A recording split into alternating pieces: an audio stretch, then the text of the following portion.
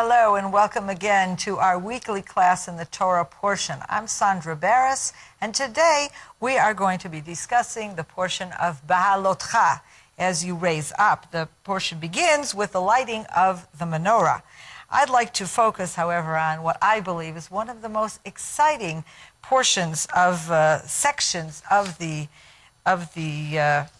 Bible. It actually doesn't tell an exciting story, but if you read these verses with a passion that I believe they were intended to read with, it creates a dynamic that is really very special.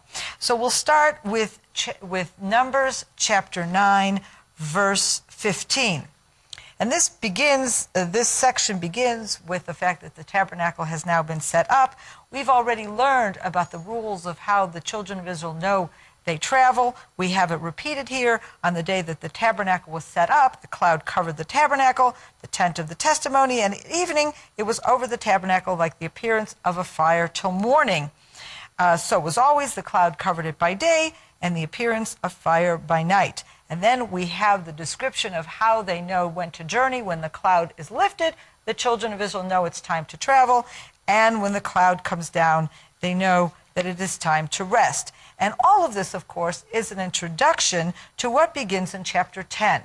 In chapter 10, Moses is giving the final instructions to the people before they start their march to enter the land of Israel. And again, remember, we are still before the sin of the spies. At this point, we are at the beginning of the second year, and as far as everybody knows and assumes, we are on an onward march. We have finished building the tabernacle. We have learned all the rules of sacrifices and what needs to be done in the tabernacle. And now the time has come to pack up the tabernacle, pack up the camp, and start to move.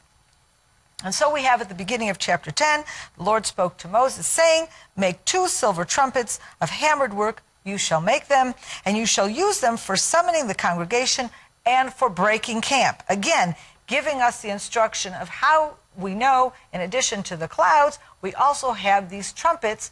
And the trumpets, of course, add a whole different element, because the trumpets are very festive. And we then learn later on in verse 9 that the trumpets are not only going to be used for travel, but we have a different role of trumpets as well. And when you go to war in your land against the adversary who oppresses you, then you shall sound an alarm with the trumpets, that you may be remembered before the Lord your God, and you shall be saved from your enemies.